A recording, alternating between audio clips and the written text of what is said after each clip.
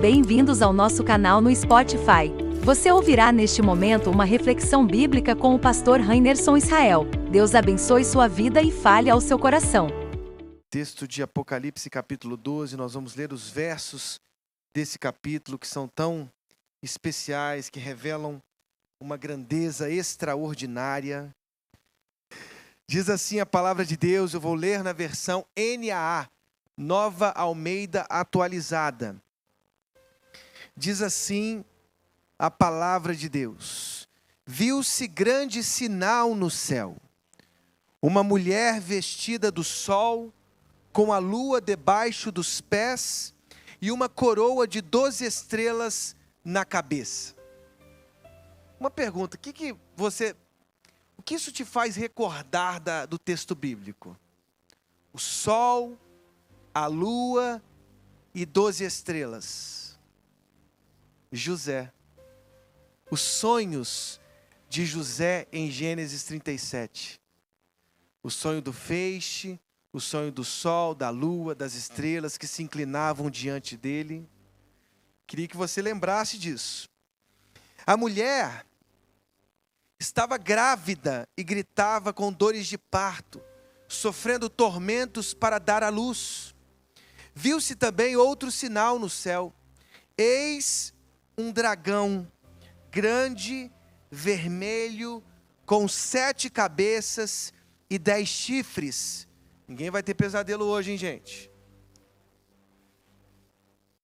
E nas cabeças 7 diademas. A sua cauda arrastou a terça parte das estrelas do céu, as quais lançou para a terra. E o dragão se deteve diante da mulher que estava para dar à luz, a fim de devorar o filho dela quando nascesse. Ela deu à luz a um filho homem, que há de governar todas as nações com cetro de ferro. Olha que imagem perfeita de Jesus. E o filho da mulher foi arrebatado para junto de Deus e do seu trono. A mensagem da ressurreição. A mulher, porém, fugiu para o deserto, onde Deus lhe havia preparado um lugar, para que nele a sustentem durante 1260 dias. Então estourou a guerra no céu. Miguel e os seus anjos lutaram contra o dragão. Também o dragão e os seus anjos lutaram, mas não conseguiram sair vitoriosos, e não havia mais lugar para eles no céu. E foi expulso o grande dragão, a antiga serpente, que se chama Diabo e Satanás, o sedutor de todo mundo. Ele foi atirado para a terra, e com ele os seus anjos. Então ouvi uma voz forte no céu proclamando: agora veio a salvação, o poder, o reino do nosso Deus e a autoridade do seu Cristo, pois foi expulso o acusador de nossos irmãos, o mesmo que os acusa de dia e de noite diante do nosso Deus. Eles o venceram por causa do sangue do Cordeiro e por causa da palavra do testemunho que deram, e mesmo diante da morte não amaram a própria vida. Por isso, alegrem-se, ó céus, e vocês que neles habitam. Ai da terra e do mar, pois o diabo desceu até vocês, cheio de fúria, sabendo que pouco tempo lhe resta. Quando o dragão viu que tinha sido atirado para a terra, perseguiu a mulher que tinha dado à luz o filho homem. Mas foram dadas à mulher as 2 asas da grande águia, para que voasse para o deserto, para o seu lugar, aí onde é sustentada durante um tempo, tempos e metade de um tempo, fora do alcance da serpente. Então a serpente lançou da boca água como um rio atrás da mulher, a fim de fazer com que ela fosse arrastada pelas águas. A terra, porém, socorreu a mulher, abriu a sua boca e engoliu o rio que o dragão tinha lançado de sua boca. O dragão ficou irado com a mulher e foi travar guerra com o restante da descendência dela. Ou seja, os que guardam os mandamentos de Deus e têm o testemunho de Jesus. E o dragão se pôs em pé sobre a areia do mar. O capítulo subsequente ao 13, em que aparecem os dois agentes do dragão. As bestas, a besta que sai do mar e a besta que sai da terra. Feche os seus olhos nesse momento e faça a sua oração diante do Senhor. Que o seu clamor seja: Senhor, fala comigo. Transforma a minha vida. Que os meus ouvidos ouçam atentamente a tua voz. Que seja a sua oração ouvida neste momento pelo Santo Espírito de Deus. Senhor, o teu povo está aqui.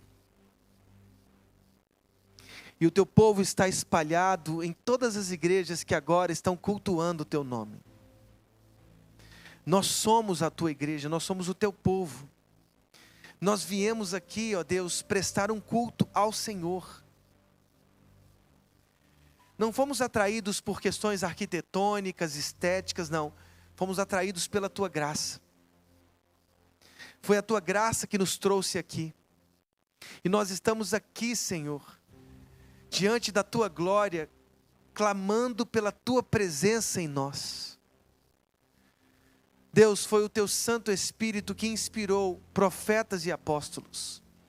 O Senhor nos deu essa palavra infalível, inerrante. E nós estamos diante da tua palavra e queremos pedir que o teu Santo Espírito ilumine os nossos corações, para que a gente possa entender a tua palavra, no nome de Jesus. Todo o povo de Deus diz: amém. Queridos, nós temos em Apocalipse 12, eu diria, uma das grandes imagens do povo de Deus. Nós somos o povo de Deus. E porque somos o povo de Deus, somos às vezes entrincheirados pelos medos, pelos perigos, pelas tempestades, pelas tribulações, pelas perseguições. E esta imagem do povo de Deus, ela é extraordinária porque ela nutre os nossos corações de uma profunda esperança, até em meio à desesperança, até em meio às loucuras, aos fanatismos que cercam o povo de Deus. Quarta-feira foi aniversário da minha esposa. Foi um dia que prometia ser um dia muito feliz. Muito feliz. E aí, foi noticiado no mundo inteiro, um jovem de 31 anos, sendo executado na frente de outros jovens. Irmãos, eu quero confessar para você, que uma tristeza tomou meu dia. Porque eu vi as cenas com os meus próprios olhos. Um jovem de 31 anos, 32 anos, uma família linda, filhos lindos, uma esposa crente, serva do Senhor, sendo alvejado por um tiro de rifle de um jovem de 22 anos. 22 anos de idade. Um jovem que programou a execução de outro. Todos esses medos, eles às vezes pervertem a nossa alma. E nós estamos vivendo neste mundo hostil. E por se aumentar a iniquidade, o amor de muitos esfriará. São os horizontes que estamos vivendo hoje. Por isso, as imagens que nós temos aqui no capítulo 12 do Apocalipse são imagens extraordinárias e que nos nutrem de esperança, mesmo em meio às tempestades. Há dois olhares possíveis para o povo de Deus. E eu diria que é mais, então eu diria assim, são 3 olhares possíveis. 2 olhares que são, eu diria, muito exagerados e que desequilibram o olhar bíblico para o povo de Deus. E nós precisamos, na minha opinião, olhar com o olhar equilibrado do apóstolo Paulo para o povo de Deus. Um olhar exagerado é o supersessionismo. É uma palavra difícil, mas você vai entender agora. O supersessionismo é a teoria da substituição. Para estes teóricos, o povo de Deus é a igreja de Cristo que substituiu Israel. É uma teoria que desvaloriza o Israel étnico. Queridos irmãos, nós estamos olhando para o povo de Deus. Nós estamos olhando para estas imagens do Apocalipse, e essas imagens precisam ser nutridas com uma boa imagem, uma equilibrada imagem sobre o povo de Deus. E você vai entender por que eu estou dizendo isso. E essa não é uma linguagem bíblica. O supersessionismo, ou seja, a teologia da substituição, quer obliterar, quer arrancar o papel do Israel étnico na história da salvação. Mas Paulo, em Romanos 9, 10 e 11, ele ressalta com veemência a importância de Israel. De Israel vêm os patriarcas, de Israel vêm as promessas, de Israel vêm as leis, os mandamentos, de Israel descende o próprio Cristo. Paulo diz isso categoricamente, ou seja, ele está mostrando a importância do Israel étnico, um Israel que falhou, é verdade, um Israel que foi incrédulo, que muitas vezes passou pelos desertos, pelos exílios, para ser castigado, corrigido pelo próprio Deus. Mas Deus disse para Abraão: Abraão, em ti serão benditas todas as famílias da terra. Sempre houve na história de Israel, na história da salvação, o remanescente. Vocês se lembram de Elias quando caminhava para o Sinai? Capítulos 18 e 19. Depois de ser perseguido pela mulher de Acabe, Jezabel. Ele orando e dizendo: Senhor, não há nenhum outro profeta, eu sou o único. E Deus diz: opa, calma aí, Elias. Segura sua onda. Segura seu orgulho. Há 7.000 outros cujos joelhos não se dobraram diante de Baal. Ou seja, se eu quero respeitar a tradição bíblica, eu preciso entender que sempre houve na história do povo de Deus o remanescente fiel. Lá em Romanos 9, 10 e 11, Paulo usa a imagem da oliveira. E ele diz que nesta oliveira há ramos naturais. Nós, os gentios, somos ramos antinaturais. Nós fomos enxertados porque Israel, pela incredulidade, foi arrancado da oliveira.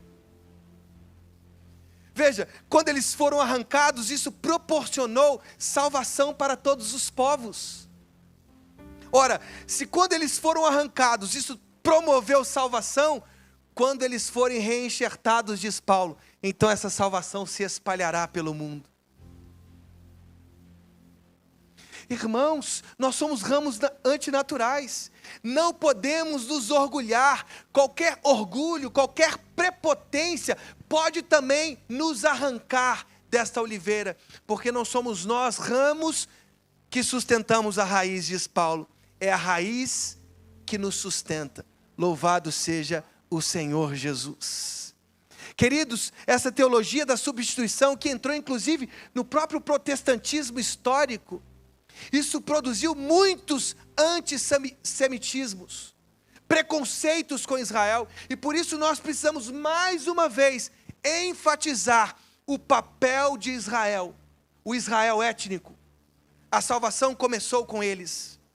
Começou com os patriarcas, com as leis, com os mandamentos. É lá de Israel que descendeu o próprio Cristo Jesus. Amém, irmãos? Mas há um outro exagero. O exagero do dispensacionalismo clássico. Essa teoria nova, moderna, contemporânea, que na minha opinião também exagera para o outro lado. Porque erige um muro que já foi derrubado pelo Evangelho. Ressaltam tanto o papel de Israel, que fazem uma cisão no povo de Deus. Agora veja, irmãos, o Evangelho de Cristo Jesus é o Evangelho da única humanidade. Lá em Efésios 2,15 diz que não há dois povos, mas uma única humanidade, kainos anthropos. Uma nova humanidade, uma humanidade reconciliada pelo Evangelho de Cristo Jesus. Portanto, não há judeus nem gregos. Isso está em Romanos, isso está na carta aos Gálatas, isso respeita o equilíbrio bíblico da percepção de quem é o povo de Deus. Os muros foram derrubados, não há homem nem mulher, e a teologia de Paulo não vê seres assexuados. As identidades foram preservadas, os gêneros foram preservados, mas observem, Cristo nos faz um, nós somos um. Amém, irmãos? Nós somos a nova humanidade, construída pela graça de Cristo Jesus. A salvação que começou com Israel, transbordou para todos os povos, para todas as etnias, para todas as línguas. Louvado seja o Senhor Jesus. E é sobre isso que o capítulo 12 aborda. Queridos irmãos, nós estamos diante de imagens riquíssimas sobre o povo de Deus. Percebam comigo os primeiros versos. Uma mulher vestida do sol, com a lua debaixo dos pés, e uma coroa de 12 estrelas na cabeça. Nós temos aqui uma imagem perfeita do povo de Deus. Você precisa entender que toda vez que aparece no Apocalipse o número 12 e os seus múltiplos, nós estamos diante da constatação, nós estamos diante de uma imagem perfeita do povo de Deus. Você quer alguns exemplos? Por exemplo, lá em Apocalipse 4, nós temos os 24 anciãos. Os 24 anciãos representam os 12 patriarcas e os 12 apóstolos, a completude, o povo de Deus. Ou seja, o número 12 e os seus múltiplos, 24 é um múltiplo do 12, nós temos a imagem do povo de Deus. Os 24 anciãos representam a imagem do povo de Deus. Quer outras imagens? Acompanhe comigo o capítulo 21 do Apocalipse. Esse capítulo é extraordinário. Quantas imagens nós temos ali, ó. Por exemplo, lá no verso 12 do capítulo 21, tinha uma muralha. Ele está descrevendo a grande Jerusalém, a nova Jerusalém. Uma grande muralha alta com 12 portões. E junto aos portões, 12 anjos. Sobre os portões estavam escritos nomes, a saber, os nomes das 12 tribos dos filhos de Israel. E aí no verso 14, a muralha da cidade tinha 12 fundamentos, e sobre estes estavam os 12 nomes dos 12 apóstolos do Cordeiro. Lá no verso 16, a cidade tinha a forma de um quadrado, ou seja, o comprimento e a largura eram iguais. Quando ele mediu a cidade tinha 12.000 estádios. Mediu também a muralha tinha 144 côvados. 144 é um múltiplo de 12, ou seja, mais uma referência do povo de Deus. Lá no verso 18 em diante, até o verso 21, nós temos todas as pedras preciosas que faziam parte da muralha da grande cidade. Jaspe, ouro puro, safira, esmeralda, calcedônia. São 12 tipos de pedras preciosas. 12 portões, 12 pérolas, 12 tipos de pedras, 12.000 estádios, 144 côvados, 12 fundamentos, 12 nomes, 12 apóstolos, 12 portões, 12 anjos, 12 tribos de Israel. Nós temos uma referência clara do povo de Deus. Nos capítulos 7 e 14 do Apocalipse, temos também um número simbólico, os 144.000, 12.000 de cada uma das tribos. Tribos encabeçadas pela tribo de Judá, a tribo messiânica, porque de Judá descende o próprio Cristo Jesus. Acompanhe comigo as leituras dos primeiros versos do capítulo 14 do Apocalipse. Diz assim: olhei, e eis que o Cordeiro estava em pé sobre o monte Sião. Com ele estavam 144.000, que tinham escrito na testa o nome do Cordeiro e o nome de seu Pai. Ouvi uma voz do céu como o som de muitas águas, como o som de um forte trovão. A voz que ouvi era como de harpistas quando tocam as suas harpas. Entoavam um cântico novo diante do trono e diante dos 4 seres viventes e dos anciãos. E ninguém podia aprender o cântico, senão os 144.000 que foram comprados da terra. Estes são os que não se macularam com mulheres, ou seja, são puros. Eles seguem o Cordeiro por onde quer que ele vá. Eles seguem quem? O Cordeiro. São os que foram comprados dentre todos os seres humanos, primícias para Deus e para o Cordeiro. E não se achou mentira na sua boca, não tem mácula. Volte para o capítulo 12. O que nós estamos vendo espalhado pelo Apocalipse é essa metáfora tão riquíssima do povo de Deus. 12, 24, 144, 144.000, imagens que mostram a nossa realidade. Nós somos o povo de Deus. E é celebrando a nossa unidade, nas nossas liturgias, nos nossos cultos, na nossa unidade, que nós percebemos a esperança no meio dos destroços da humanidade. No meio das guerras espalhadas, no meio de tanta corrupção, de tantos fanatismos religiosos, ideológicos, políticos, no meio de tantas guerras espalhadas, pandemia global, terremotos, queridos, será que só eu estou enxergando essas imagens que nos cercam, que estão sendo noticiadas diante dos nossos próprios olhos?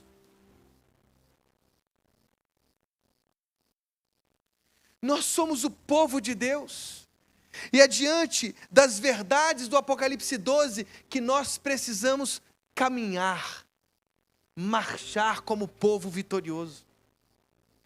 E uma imagem tão linda que a gente tem, lá no verso 1, é o seguinte: viu-se grande sinal, semeion mega. Contraste agora com o dragão. Lá no verso 3 diz assim: viu-se também outro sinal, alo semeion. Outro sinal, qualquer outro sinal. Você consegue perceber que há um contraste importante, literário, no texto do capítulo 12? Há um grande sinal, este grande sinal, a igreja de Jesus, o povo do Cordeiro, os seguidores que foram selados com o selo de Deus, aqueles que vivem fidelidade, que perseveram nos mandamentos, que perseveram nos valores do reino dos céus. Este é o grande sinal. O outro sinal é um qualquer sinal. Às vezes, valorizamos tanto as imagens do Apocalipse, as imagens da besta, as imagens do dragão, do falso profeta, dessa antitrindade divina, e nos esquecemos de ver o que o próprio texto está ressaltando. O que o texto está dizendo, de forma literária, retórica, estratégica, é o seguinte: as portas do inferno não prevalecerão contra a igreja de Jesus. Esta é a verdade sobre a qual a gente está caminhando, irmãos. No meio de tantos transtornos psíquicos, emocionais, de tantos infartos na nossa alma, diante de tantos problemas econômicos, sociais, revolução no Nepal, guerra na Ucrânia, na Rússia, guerra no Oriente Médio, um assassinato de um jovem de 31 anos, sendo filmado para todos os olhos enxergarem. Uma tristeza, irmãos. Um jovem que se sentava numa universidade e começava a debater temas de filosofia, de família, da fé cristã, das verdades do reino de Deus, foi assassinado diante de outros jovens. E aí o que eu vi espalhado nas redes sociais foi o ódio. Pessoas dizendo assim: tinha que morrer mesmo, porque aquele jovem não tinha a mesma posição ideológica, filosófica dos demais. Irmãos, só a verdade que se apresenta nesses primeiros versos do Apocalipse, só essa verdade pode ser fundamento para os nossos passos. Porque se olharmos para os nossos jornais, se olharmos para as nossas redes sociais, o que nós enxergaremos é o pavor, é o ódio se multiplicando, são as desgraças, são as convulsões, são as revoluções, são os medos, são os assassínios espalhados. Qual é o nosso fundamento? O nosso fundamento é esse grande sinal, é essa mulher vestida de sol, essa mulher vestida de lua, com 12 estrelas em sua coroa, ou seja, a igreja de Cristo Jesus, o povo que segue com perseverança e fidelidade o Cordeiro. As portas do inferno não prevalecerão contra a igreja. Este dragão que se apresenta em sua imponência, com 7 cabeças, com 10 chifres, com diademas, tudo isso, queridos irmãos, não pode sobrelevar-se acima da imagem da igreja. Entendamos com os próprios recursos da Escritura o que significa isso. Sabe por quê, irmãos? É importante a gente entender. Porque a gente, às vezes, nós somos muito ficcionais. A gente gosta de C.S. Lewis, a gente gosta de Tolkien, e a gente acha que lá na frente vai vir um Satanás, uma serpente, com 7 cabeças, 10 chifres, todo vermelho, para seduzir as consciências. E não é bem assim. Eu me lembro de ter visto um filme há muito tempo atrás. Muito tempo atrás. O filme se chama Advogado do Diabo. Quem já viu esse filme, Advogado do Diabo? É um filme sensacional porque mostra, ao meu ver, como Satanás impera. Como Satanás seduz as consciências. Como ele elabora projetos perfeitos que nos fazem escravizados diante dos seus próprios apelos. Percebam, 7 cabeças é a imitação do dragão. Nos capítulos 17 e 18, nós temos a Babilônia também descrita com 7 cabeças. Os 7 montes de Roma. Roma foi construída sobre 7 montes. Ou seja, uma referência ao poder imperial, ao poder político, às prostituições cultuais espalhadas pelo Império Romano. A paz romana produzida por meio do sangue, por meio da destruição de outros povos.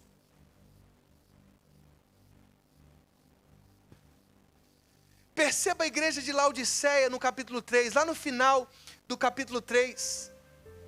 O Cordeiro corrige a igreja de Laodiceia. Porque a igreja de Laodiceia dizia assim: eu sou rica, eu tenho poder, eu tenho status. E aí Jesus, o Cordeiro, diz assim: você não sabe que você é pobre, miserável, cega e nua. A igreja de Laodiceia estava se deixando levar pelos apelos do dragão. 10 chifres é mais uma representação simbólica do poder do Império Romano. É uma imagem que vem de Daniel 7. Os chifres são os imperadores que circunscrevem o período histórico específico dos Seleucidas.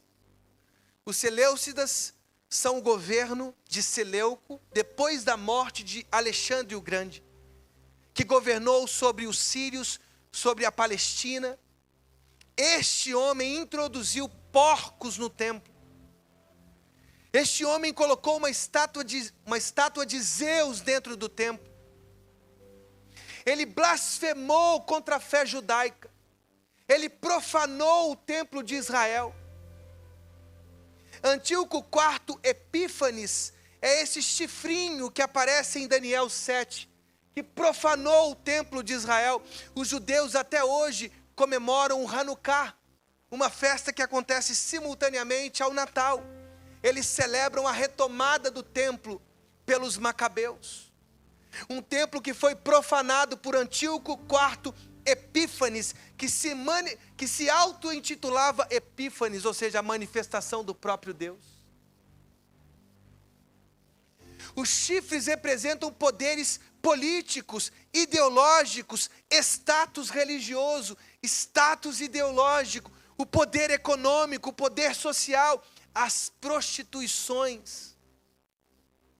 Irmãos, não pense você que Satanás, a serpente, o diabo, o dragão de Apocalipse 12, vai vir com 7 cabeças e 10 chifres te perseguir. Não!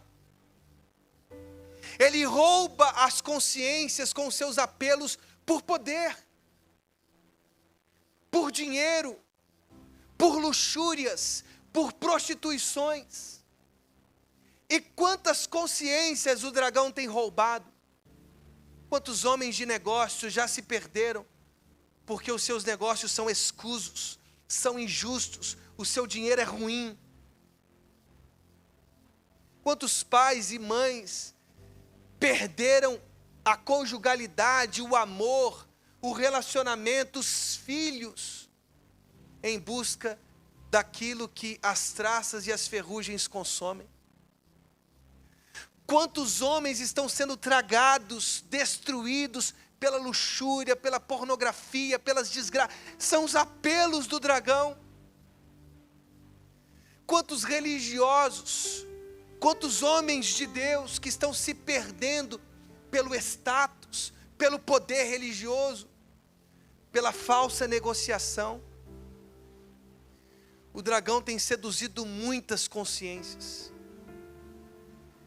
O que a gente precisa hoje decidir é a quem nós estamos seguindo. Será que é o dragão? Bem, uma outra imagem importante, ela acontece.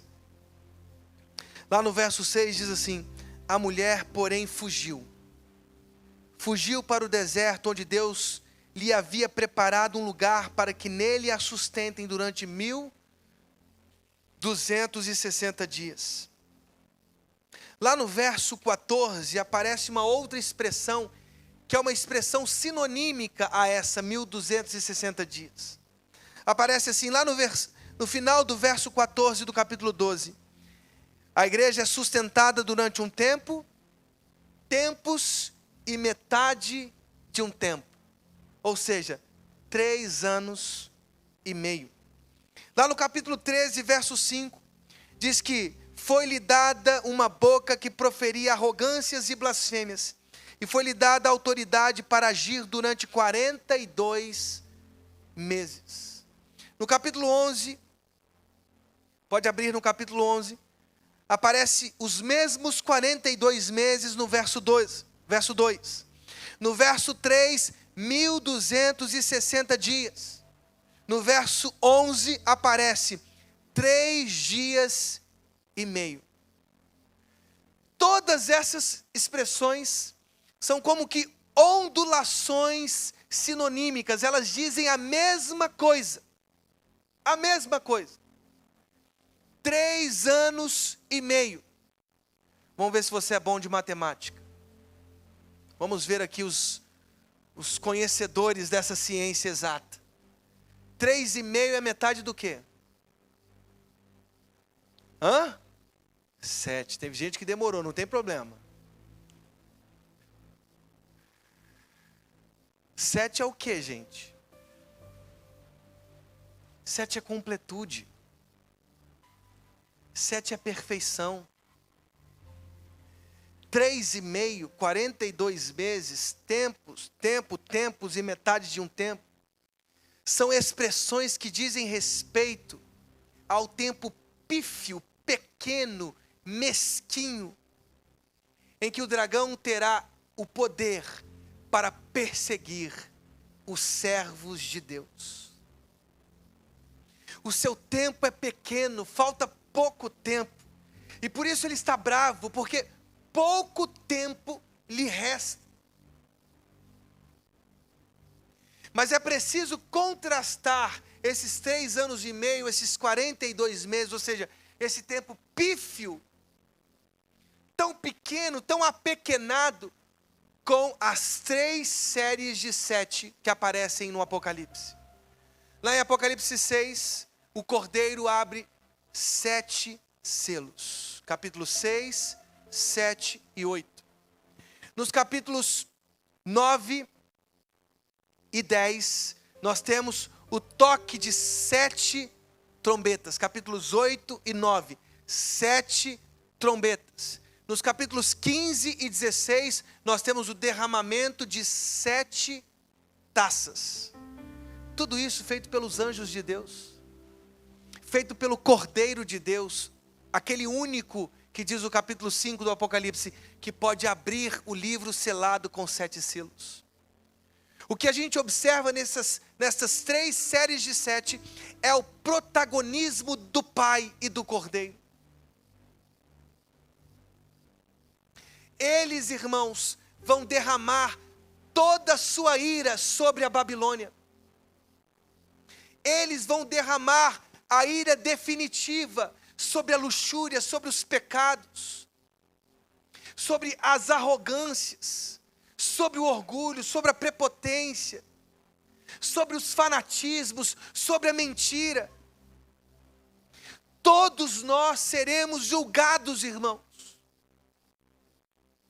E no nosso Brasil hoje, já começou a se espalhar uma teologia que quer disfarçar o inferno, que quer esconder o lago de fogo e enxofre, que quer esconder o juízo de Deus, que está escancarado no Apocalipse, que está escancarado no Novo Testamento.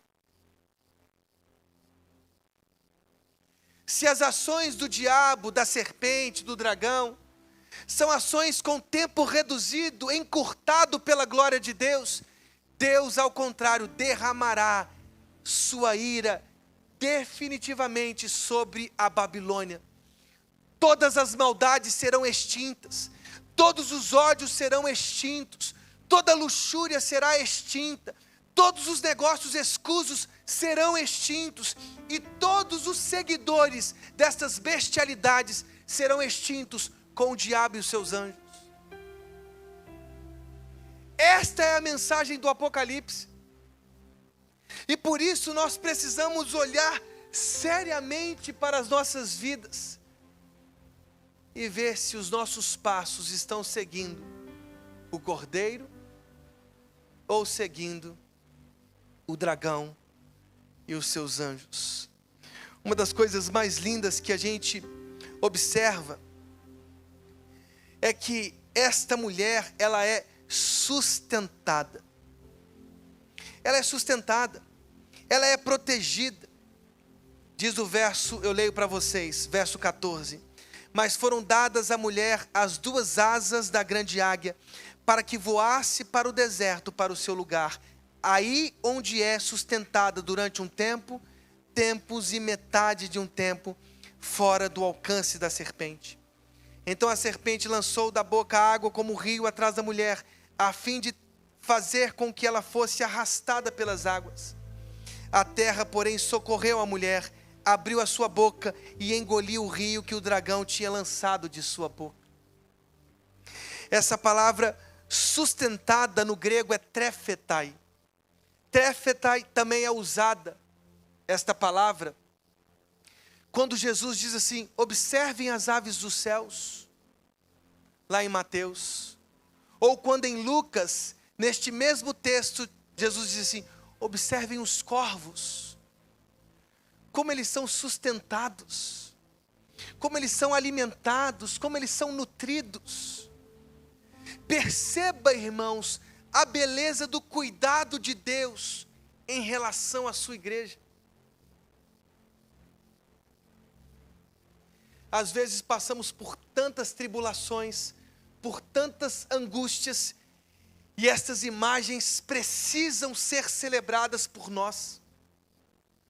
Deus está cuidando da gente. Deus está nos nutrindo com fé, com esperança. Deus está colocando sobre nós asas. Deus está nos protegendo no meio do deserto. Deus está engolindo as águas que são lançadas pelo dragão. Deus está acalmando as tempestades. Deus está dizendo para o vento parar.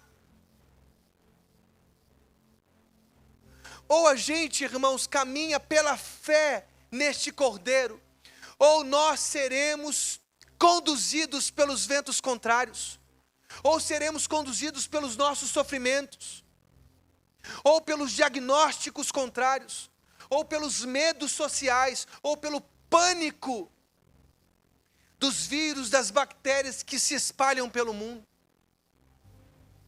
O que tem nos controlado, o que tem nos liderado, irmãos? Que estas imagens sejam imagens semeadas no nosso coração nesta noite, para que os nossos corações se nutram de fé no Cordeiro, de fé no Deus que engole as águas que às vezes tumultuam as nossas almas, de fé num Deus que coloca asas para nos fazer voar no meio do deserto. É interessante ver como Miguel venceu o diabo e os seus anjos. Eles foram lançados na terra. Alguns degraus interessantes que mostram como o diabo está sendo vencido e ele vai ser derrotado definitivamente. Primeiro, a sua queda primordial, ele aparece como uma serpente, seduzindo Adão e Eva em Gênesis 3. Ali ele já é um ser caído, perdeu toda a sua glória. Na crucificação, percebam só o que diz o verso 11 do capítulo 12. Eles o venceram por causa do sangue do Cordeiro e por causa da palavra do testemunho que deram. E mesmo diante da morte, não amaram a própria vida.